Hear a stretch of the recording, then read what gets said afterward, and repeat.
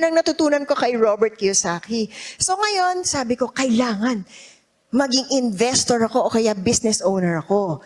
Active pa ako nun sa showbiz. Ang taas ng kita ko doon. Sayang naman din kasi siyempre, di ba, kailangan ride the wave. So habang active ako sa show business, naghahanap ako ng mga opportunities para mag-invest dun sa 6-figure savings ko. Meron akong nakilalang isang girl na nagtatrabaho sa isang bangko at pamilyar siya sa mga foreclosed properties. So sabi niya, mag-invest tayo dito. So, in the end, pinull namin yung pera ko at pera niya.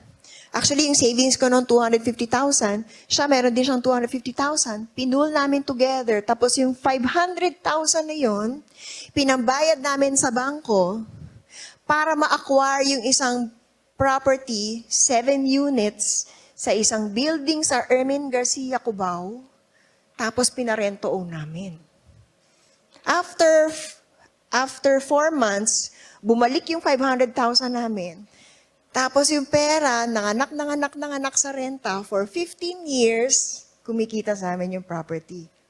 Okay ba?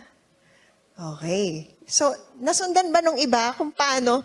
So, ganun ang naging proseso namin. Nag-invest kami sa foreclosed property, pinarenta namin, kumita sa amin ng passive income. So, nag-acquire ako ng marami pa mga properties na ganun.